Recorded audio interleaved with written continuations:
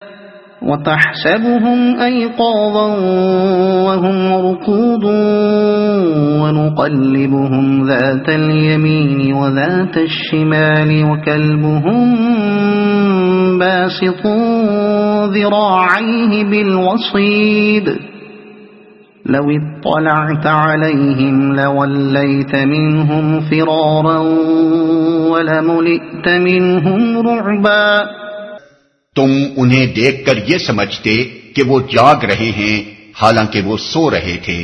ہم انہیں دائیں بائیں کروٹ دلواتے رہتے تھے، اور ان کا کتا غار کے کنارے پر ہاتھ پھیلائے بیٹھا تھا۔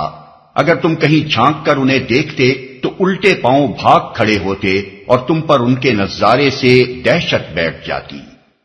کروٹ دلواتے رہتے تھے، یعنی اگر باہر سے کوئی جھانک کر دیکھتا بھی تو ان 7 آدمیوں کے وقتاً فوقتاً کروٹیں لیتے رہنے کی وجہ سے وہ یہی گمان کرتا کہ یہ بس یوں ہی لیٹے ہوئے ہیں، سوئے ہوئے نہیں ہیں۔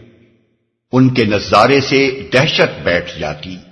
یعنی پہاڑوں کے اندر ایک اندھیرے غار میں چند آدمیوں کا اس طرح موجود ہونا اور آگے کتے کا بیٹھا ہونا ایک ایسا دہشتناک منظر پیش کرتا کہ جھانکنے والے ان کو ڈاکو سمجھ کر بھاگ جاتے تھے، اور یہ ایک بڑا سبب تھا جس کی وجہ سے ان لوگوں کے حال پر اتنی مدت تک پردہ پڑا رہا۔ کسی کو یہ جرأت ہی نہ ہوئی کہ اندر جا کر کبھی اصل معاملے سے باخبر ہوتا۔ وَكَذَلِكَ بَعَثْنَاهُمْ لِيَتَسَاءَلُوا بَيْنَهُمْ قَالَ قَائِلٌ مِّنْهُمْ كَمْ لَبِثْتُمْ قَالُوا لَبِثْنَا يَوْمًا أَوْ بَعْضَ يَوْمٍ قالوا ربكم أعلم بما لبثتم فابعثوا أحدكم بورقكم هذه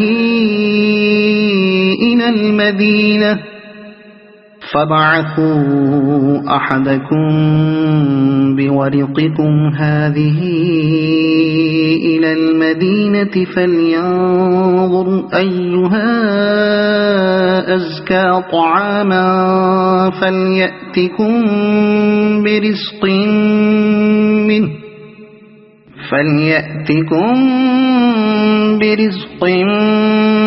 منه وليتلطف ولا يشعرن بكم أحدا۔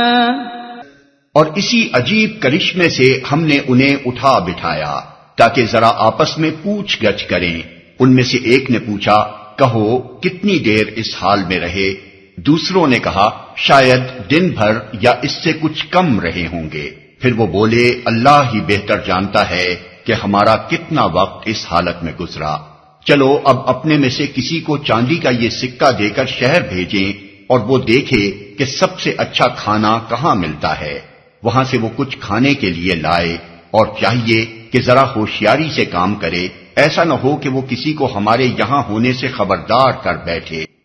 ہم نے انہیں اٹھا بٹھایا، یعنی جیسے عجیب طریقے سے وہ سلائے گئے تھے اور دنیا کو ان کے حال سے بے خبر رکھا گیا تھا، ویسا ہی عجیب کرشمہ قدرت ان کا ایک طویل مدت کے بعد جاگنا بھی تھا۔ إنهم إن يظهروا عليكم يرجموكم أو يعيدوكم في ملتهم ولن تفلحوا إذا أبدا۔ اگر کہیں ان لوگوں کا ہاتھ ہم پر پڑ گیا تو بس سنسار ہی کر ڈالیں گے، یا پھر زبردستی ہمیں اپنی ملت میں واپس لے جائیں گے، اور ایسا ہوا تو ہم کبھی فلاح نہ پا سکیں گے۔ وَكَذَلِكَ أَعْثَرْنَا عَلَيْهِمْ لِيَعْلَمُوا أَنَّ وَعْدَ اللَّهِ حَقٌّ وَأَنَّ السَّاعَةَ لَا رَيْبَ فِيهَا إِذْ يَتَنَازَعُونَ بَيْنَهُمْ أَمْرَهُمْ فَقَالُوا ابْنُوا عَلَيْهِمْ بُنْيَانًا رَبُّهُمْ أَعْلَمُ بِهِمْ قال الذين غلبوا على أمرهم لنتخذن عليهم مسجدا۔ اس طرح ہم نے اہل شہر کو ان کے حال پر مطلع کیا تاکہ لوگ جان لیں کہ اللہ کا وعدہ سچا ہے اور یہ کہ قیامت کی گھڑی بے شک آ کر رہے گی۔ مگر ذرا خیال کرو کہ جب سوچنے کی اصل بات یہ تھی، اس وقت وہ آپس میں اس بات پر جھگڑ رہے تھے کہ ان اصحاب کہف کے ساتھ کیا کیا جائے۔ کچھ لوگوں نے کہا ان پر ایک دیوار چن دو، ان کا رب ہی ان کے معاملے کو بہتر جانتا ہے۔ مگر جو لوگ ان کے معاملات پر غالب تھے انہوں نے کہا ہم تو ان پر ایک عبادت گاہ بنائیں گے۔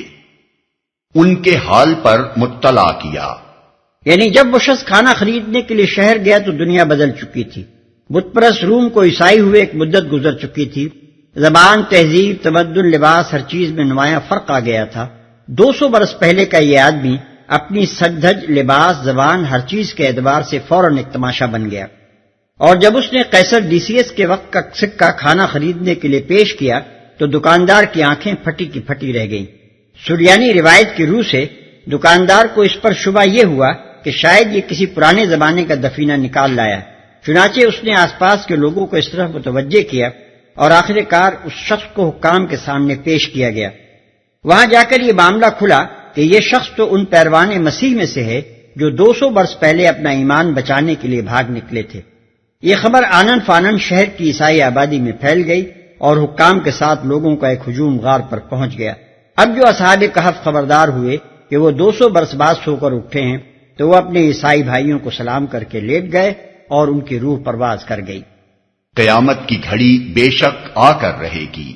سریانی روایت کے مطابق اس زمانے میں وہاں قیامت اور عالم آخرت کے مسئلے پر زور شور کی بحث چھڑی ہوئی تھی۔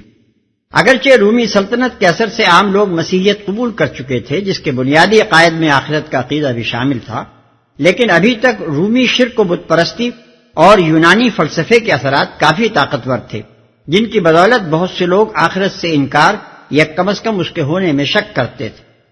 پھر اس شک و انکار کو سب سے زیادہ جو چیز تقویت پہنچا رہی تھی وہ یہ تھی کہ افسس میں یہودیوں کی بڑی آبادی تھی، اور ان میں سے ایک فرقہ جسے صدوقی کہا جاتا تھا آخرت کا کھلم کھلا منکر تھا۔ یہ گروہ کتاب اللہ یعنی تورات سے آخرت کے انکار پر دلیل لاتا تھا، اور مسیحی علماء کے پاس اس کے مقابلے میں مضبوط دلائل موجود نہ تھے۔ متی، مرقس، لوقا تینوں انجیلوں میں صدوقیوں اور مسیح علیہ السلام کے اس مناظرے کا ذکر ہمیں ملتا ہے جو آخرت کے مسئلے پر ہوا تھا، مگر تینوں نے مسیح علیہ السلام کی طرف سے ایسا کمزور جواب نقل کیا ہے جس کی کمزوری کو خود علماء مسیحیت بھی تسلیم کرتے ہیں۔ ملاحظہ ہو متی باب 22 آیت 23-33، مرقس باب 12 آیت 18 اور 27، لوقا باب 20 آیت 27 اور 40۔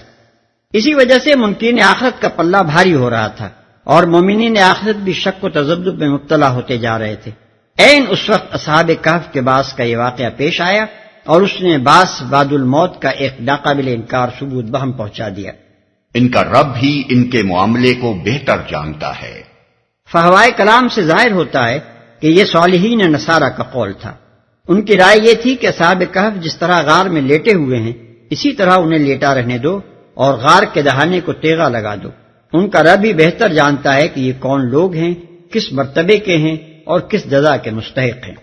جو لوگ ان کے معاملات پر غالب تھے، اس سے مراد رومی سلطنت کے ارباب اقتدار اور مسیحی کلیسا کے مذہبی پیشوا ہیں، جن کے مقابلے میں صالح العقیدہ عیسائیوں کی بات نہ چلتی تھی۔ 5ویں صدی کے وسط تک پہنچتے پہنچتے عام عیسائیوں میں اور خصوصاً رومن کیتھولک کلیسا میں شرک اور اولیاء پرستی اور قبر پرستی کا پورا زور ہو چکا تھا۔ بزرگوں کے آستانے پوجے جا رہے تھے اور مسیح علیہ السلام اور مریم علیہ السلام اور حواریوں کے مجسمے گرجوں میں رکھے جا رہے تھے۔ اصحاب کہف کے بعد سے چند ہی سال پہلے یعنی 431 عیسوی میں پوری عیسائی دنیا کے مذہبی پیشواؤں کی ایک کونسل اسی افسس کے مقام پر منعقد ہو چکی تھی، جس میں مسیح علیہ السلام کی الوہیت اور حضرت مریم علیہ السلام کے مادر خدا ہونے کا عقیدہ چرچ کا سرکاری عقیدہ قرار پایا تھا۔ اس تاریخ کو نگاہ میں رکھنے سے صاف معلوم ہو جاتا ہے کہ الذین غلبوا علی امرہم سے مراد وہ لوگ ہیں جو سچے پیروان مسیح کے مقابلے میں اس وقت عیسائی عوام کے رہنما اور سربراہ کار بنے ہوئے تھے، اور مذہبی اور سیاسی امور کی باغیں جن کے ہاتھوں میں تھیں۔ یہی لوگ دراصل شرک کے علمبردار تھے اور انہوں نے ہی فیصلہ کیا کہ اصحاب کہف کا مقبرہ بنا کر اس کو عبادت گاہ بنایا جائے۔ ان پر ایک عبادت گاہ بنائیں گے۔ مسلمانوں میں سے بعض لوگوں نے قرآن مجید کی اس آیت کا بالکل الٹا مفہوم لیا ہے۔ وہ اسے دلیل ٹھہرا کر مقابر صلحہ پر عمارتیں اور مسجدیں بنانے کو جائز قرار دیتے ہیں، حالانکہ یہاں قرآن ان کی اس گمراہی کی طرف اشارہ کر رہا ہے کہ جو نشانی ان ظالموں کو بعث بعد الموت اور امکان آخرت کا یقین دلانے کے لیے دکھائی گئی تھی، اسے انہوں نے ارتکاب شرک کے لیے ایک خداداد موقع سمجھا اور خیال کیا کہ چلو کچھ اور ولی پوجا پاٹ کے لیے ہاتھ آ گئے۔ پھر آخر اس آیت سے قبور صالحین پر مسجدیں بنانے کے لیے کیسے استدلال کیا جا سکتا ہے، جبکہ نبی صلی اللہ علیہ وسلم کے یہ ارشادات اس کی نہیں میں موجود ہیں۔ آپ نے فرمایا اللہ نے لعنت فرمائی ہے قبروں کی زیارت کرنے والی عورتوں پر اور قبروں پر مسجدیں بنانے اور چراغ روشن کرنے والوں پر۔ احمد، ترمذی، ابو داؤد، نسائی، ابن ماجہ۔ آپ نے مزید فرمایا خبردار رہو، تم سے پہلے لوگ اپنے انبیاء کی قبروں کو عبادت گاہ بنا لیتے تھے، میں تمہیں اس حرکت سے منع کرتا ہوں۔ مسلم۔ آپ نے فرمایا اللہ نے لعنت فرمائی یہود اور نصارہ پر، انہوں نے اپنے انبیاء کی قبروں کو عبادت گاہ بنا لیا۔ احمد، بخاری، مسلم، نسائی۔ ان لوگوں کا حال یہ تھا کہ اگر ان میں کوئی مرد صالح ہوتا تو اس کے مرنے کے بعد اس کی قبر پر مسجدیں بناتے اور اس کی تصویریں تیار کرتے تھے، یہ قیامت کے روز بدترین مخلوقات ہوں گے۔ روایت احمد، بخاری، مسلم، نسائی۔ نبی صلی اللہ علیہ وسلم کی ان تصریحات کی موجودگی میں کون خدا ترس آدمی یہ جرأت کر سکتا ہے کہ قرآن مجید میں عیسائی پادریوں اور رومی حکمرانوں کے جس گمراہانہ فعل کا حکایتاً ذکر کیا گیا ہے اس کو ٹھیک وہی فعل کرنے کے لیے دلیل و حجت ٹھہرائے؟ اس موقع پر یہ ذکر کر دینا بھی خالی از فائدہ نہیں ہے کہ 1834 عیسوی میں ریورنڈ ٹی اورنڈل نے ایشیائے کوچک کے اکتشافات ڈسکوریز ان ایشیا مائنر کے نام سے اپنے جو مشاہدات شائع کیے تھے ان میں وہ بتاتا ہے کہ قدیم شہر افسس کے کھنڈرات سے متصل ایک پہاڑی پر اس نے حضرت مریم اور 7 لڑکوں یعنی اصحاب کہف کے مقبروں کے آثار پائے ہیں۔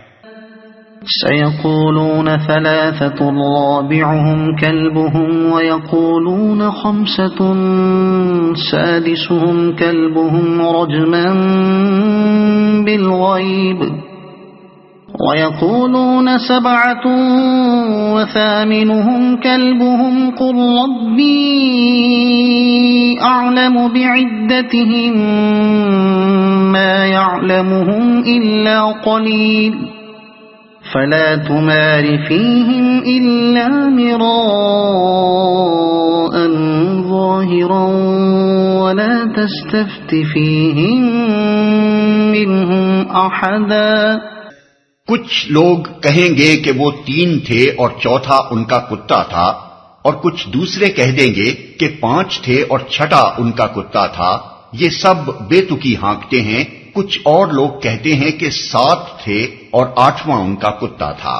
کہو میرا رب ہی بہتر جانتا ہے کہ وہ کتنے تھے، کم ہی لوگ ان کی صحیح تعداد جانتے ہیں۔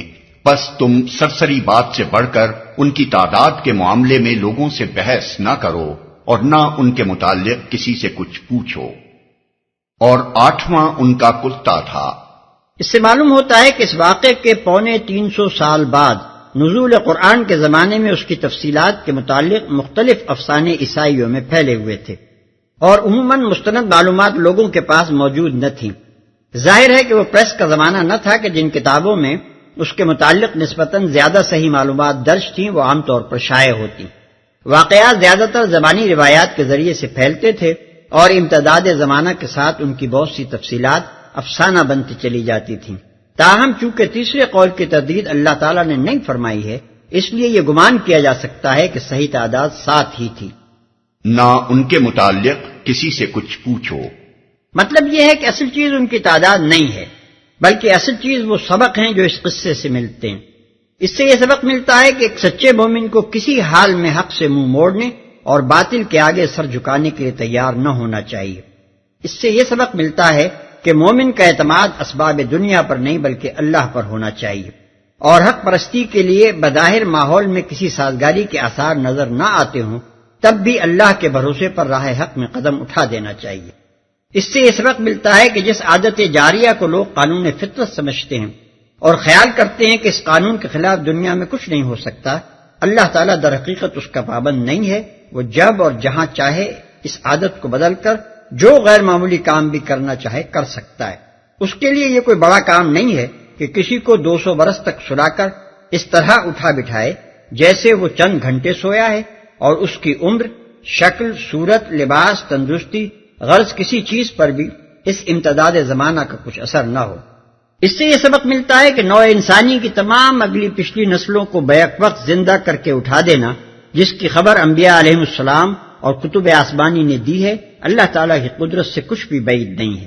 اس سے یہ سبق ملتا ہے کہ جاہل انسان کس طرح ہر زمانے میں اللہ کی نشانیوں کو اپنے لیے سرمۂ چشم بصیرت بنانے کے بجائے الٹا مزید گمراہی کا سامان بناتے رہے ہیں۔ اصحاب کہف کا جو معجزہ اللہ نے اس لیے دکھایا تھا کہ لوگ اس سے آخرت کا یقین حاصل کریں، ٹھیک اسی نشان کو انہوں نے یہ سمجھا کہ اللہ نے انہیں اپنے کچھ اور ولی پوجنے کے لیے عطا کر دیے۔ یہ ہے وہ اصل سبق جو آدمی کو اس قصے سے لینے چاہیے، اور اس میں توجہ کے قابل یہی امور ہیں۔ ان سے توجہ ہٹا کر اس کھوج میں لگ جانا کہ اصحاب کہف کتنے تھے اور کتنے نہ تھے، اور ان کے نام کیا کیا تھے، اور ان کا کتا کس رنگ کا تھا، یہ ان لوگوں کا کام ہے جو مغز کو چھوڑ کر صرف چھلکوں سے دلچسپی رکھتے ہیں۔